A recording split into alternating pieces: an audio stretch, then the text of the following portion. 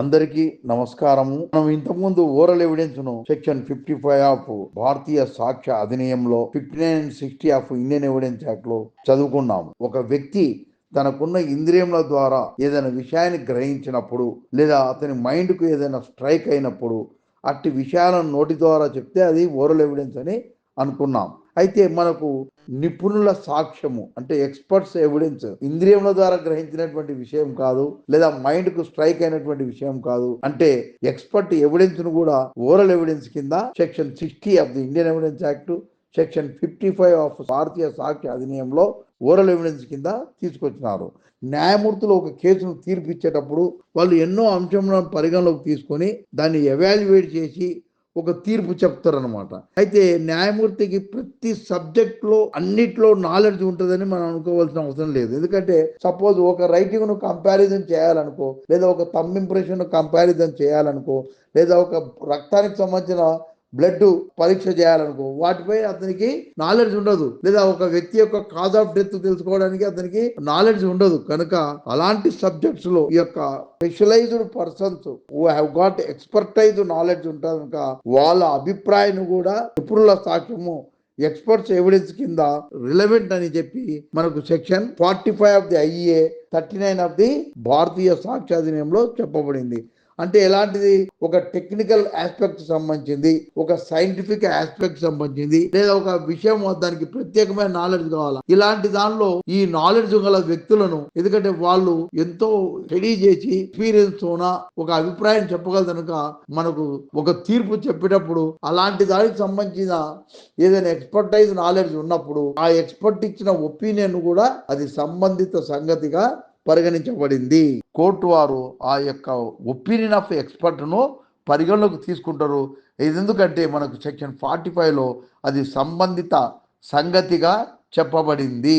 Section 39(1) that is equal to 45 of Indian evidence act. తర్వాత section 39(2) of BSA that is equal to section 45 capital A. ఇప్పుడు మనం చూద్దాం. Section 39(1) లో ఏం చెప్పబడిందంటే, వివాదాంశ సంగతులను తేల్చడానికి, అంటే దానిపైన its existence or non existence అనే దానికి రుజువు చేయడానికి, ఒక అభిప్రాయానికి రాయడానికి అవి ఫారిన్ లాకు సంబంధించిన అవసరం ఉన్నప్పుడు, లేదా ఏదైనా సైన్స్ కు సంబంధించి అవసరం ఉన్నప్పుడు, లేదా ఒక ఆర్ట్ కు సంబంధించి అవసరం ఉన్నప్పుడు, లేదా ఏదైనా ఇతర ఫీల్డ్ కు సంబంధించి అవసరం ఉన్నప్పుడు, అలాంటి వాటి యందు ప్రత్యేకమైన నైపుణ్యత గల వ్యక్తుల యొక్క అభిప్రాయంను సంబంధిత సంగతులుగా చెప్పబడినవి. అలాగే సెక్షన్ 39(2) తర్వాత 45 క్యాపిటల్ ఏ ఆఫ్ ది ఐఏలో ఇలాంటి విషయంలో ఏదైనా సమాచారమును ప్రసారం చేసినప్పుడు, లేదా ఏదైనా సమాచారాన్ని కంప్యూటర్ రిసోర్సెస్ లో స్టోర్ చేయబడినప్పుడు, లేదా ఎలక్ట్రానిక్ ఆర్ డిజిటల్ ఫామ్ లో ఉన్నప్పుడు దానికి సంబంధించి opinion of and examiner of electronic evidence దాన్ని పరిగణలోకి తీసుకోబడుతుంది. అది సంబంధిత సాక్ష్యంగా చెప్పబడినది. Section 79 capital A IT act లో చెప్పబడినటువంటి వ్యక్తులను ఎగ్జామినర్ ఆఫ్ ఎలక్ట్రానిక్ ఎవిడెన్స్ అని చెప్పబడింది. వాళ్ళ యొక్క అభిప్రాయం కూడా సంబంధిత సంగతులుగా ఈ యొక్క సెక్షన్ 39 సబ్ సెక్షన్ 2 లో చెప్పబడింది. అలాంటి వారి యొక్క అభిప్రాయమును కోర్టు వారు పరిగణలోకి తీసుకొని వాళ్ళ యొక్క తీర్పును చెప్తారు.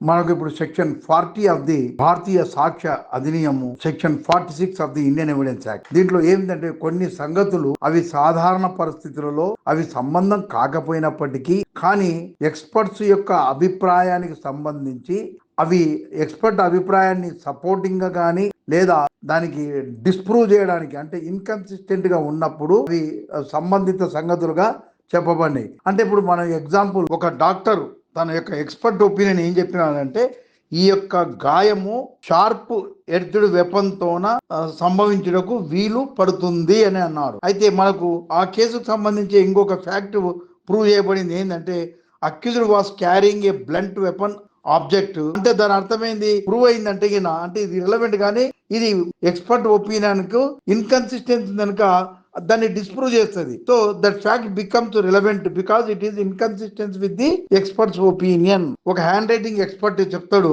That the signature on document is that of A, అక్కడ ఫ్యూ మంత్స్ బ్యాక్ అంటే ఒక 2-3 months బ్యాక్ అన్నాడు. కానీ మనకు వేరే ఎవిడెన్స్ ఏముందంటే ఆ సంతకం పెట్టిన వ్యక్తి ఒక 2 ఏళ్ల నుంచి అబ్రాడ్ నుండి ఇంతవరకు ఇండియాకి రాలేదంటే ఈ యొక్క సాక్ష్యము రిలవెంట్ సంగతి అవుతుంది, నిష్ఠాతుని యొక్క అభిప్రాయానికి వ్యతిరేకపరుస్తుంది అనమాట. ఇంకొక ఎగ్జాంపుల్, ఒక బ్యాలిస్టిక్ ఎక్స్పర్ట్స్ ఏం చెప్తారంటే bullet was fired from a particular gun. అయితే if the gun was seized from the accused it was defective and incapable of firing. అంటే ఇప్పుడు నిష్ఠాతుని యొక్క అభిప్రాయానికి ఇది వ్యతిరేకంగా చూపారు. అంటే సీజ్ చేసిన గన్ను దానికి సంబంధిత సంగతులు అవుతాది, కానీ నిష్ఠాతుని యొక్క అభిప్రాయానికి వ్యతిరేకంగా తెలియబడుతుంది. సెక్షన్ 47 ఆఫ్ ది భారతీయ సాక్ష్య చట్టము, దానికి ఈక్వలెంట్ గా corresponding section is 41 of the భారతీయ సాక్ష్య అధినియం.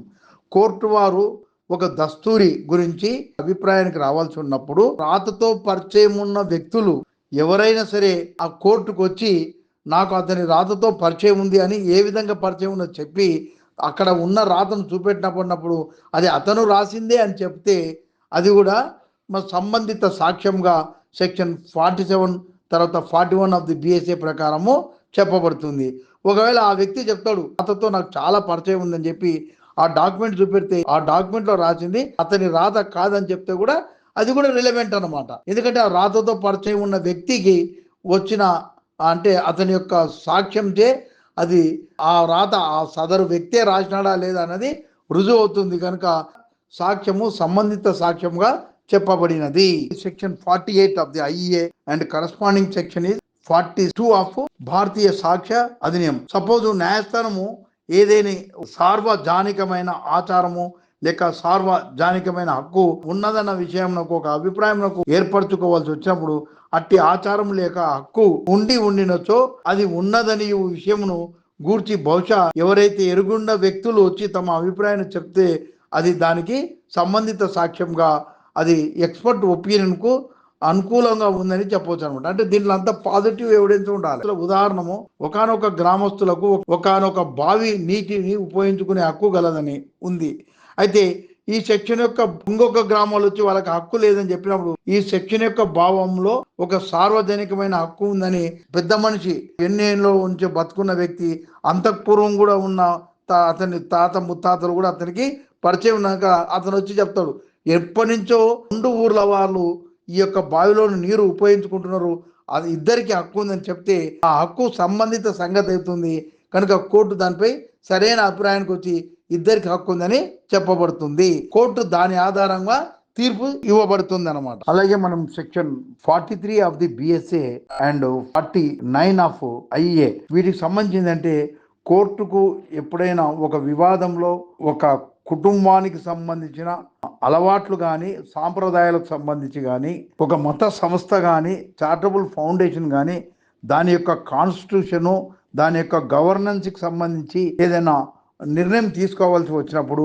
అలాగే ఒక జిల్లాలో ఒక వాడుక భాషల పదముల యొక్క అర్థము లేదా ఆ పదములకు సంబంధించిన అర్థము ప్రశ్న వచ్చినప్పుడు ఇలాంటి విషయాలకు సంబంధించి వ్యక్తులు ఎవరైతే విషయ పరిజ్ఞానం ఉన్న వ్యక్తుల అభిప్రాయాలను ప్రామాణికంగా తీసుకొని అది సంబంధిత సంగతులుగా చెప్పబడింది ఈ యొక్క సెక్షన్ 43 బిఎస్ఏలో. అలాగే మనం సెక్షన్ 44 ఆఫ్ ది భారతీయ సాక్ష్య అధినియము తర్వాత మనం ఐఏ పోతే సెక్షన్ 50 ప్రకారము బంధుత్వాలకు గురించిన విషయం గురించి ఏ విధంగా కోర్టు భావిస్తుంది అనేది ఒక ఇద్దరు వ్యక్తుల మధ్య భార్యాభర్తలు అనే ప్రశ్న వచ్చింది లేకుంటే పిల్లలు అతని తండ్రి అతనే అనే ప్రశ్న వచ్చినప్పుడు వీటికి సంబంధించి విషయ పరిజ్ఞానం ఉన్న వ్యక్తులు అతని కుటుంబ సభ్యులు కావచ్చు కాకపోవచ్చు వారి యొక్క అభిప్రాయంతో కోర్టు ఏకీభవిస్తుంది, తద్వారా దాని విషయంలో నిర్ణయం చెప్తుంది. చెప్పే సాక్షి వాళ్ళ బంధువుల వాళ్ళ కులమా అనే అప్రస్తుతము కనుక మనకు ఎప్పుడైనా మనకు మామూలుగా మనం ఐపీసీలో తీసుకుంటే 498A కేసు ఉంది. దాంట్లో ఒక భార్యకు భర్త బంధువులు హరాస్మెంట్ చేస్తున్నారు. అయితే వాళ్ళ ఇద్దరి మధ్యన వివాహం అనేది ప్రశ్న కాదు, వాళ్ళు భార్యాభర్తలు అనే విషయము ఎవరైనా సరే ఆ విషయ పరిజ్ఞానం ఉన్న వ్యక్తి ఎవరైనా వచ్చి ఆ చుట్టుపక్కల ఉన్న వ్యక్తి నేను చాలా ఏళ్ళను చూస్తున్నా వీళ్ళిద్దరు భార్యాభర్తలుగా ఉంటున్నారంటే సరిపోతుంది అనమాట. అతను వాళ్ళ కుటుంబమా వాళ్ళ కులమా అతను వివాహం చూసిండా ఇవన్నీ అప్రస్తుతము, ఆ ప్రశ్నలకు సంబంధమే లేదనమాట. మనం ఇంకొకటి సెక్షన్ 45 ఆఫ్ ది బిఎస్ఏ దాన్ని ఈక్వలెంట్గా section 51 of the Indian evidence act. అంటే ఒక ఎక్స్పర్టు తన అభిప్రాయం చెప్పినప్పుడు ఆ అభిప్రాయానికి గల ఆధారాలు కూడా చెప్పవలసి ఉంటుంది. ఆ ఆధారాలు కూడా రిలవెంట్ అని చెప్పబడింది. అంటే ఒక వ్యక్తి ఒక అభిప్రాయానికి వచ్చినప్పుడు ఆ అభిప్రాయానికి రావడానికి గల కారణాలు కూడా చెప్పాలా. చెప్తే అవి కూడా సంబంధ సంగతులు. అప్పుడు కోర్టుకు స్థిరమైన నమ్మకం ఏర్పడుతుంది అనమాట. సో అతను చేసిన ప్రయోగాలు, స్టడీస్, రీసెర్చ్ ఏందో అవి కూడా చెప్పాలి. ఇందువల్ల నీ ఈ విధమైన అభిప్రాయానికి వచ్చాయని చెప్తే ఆ కారణాలు ఏమున్నావో అవి కూడా సంబంధిత సంగతులని section 51 of the IA 45 of the బిఎస్ఏలో చెప్పబడినవి. ఇంతటితో ఈ యొక్క ఎక్స్పర్ట్స్ యొక్క ఎవిడెన్స్ సమాప్తము.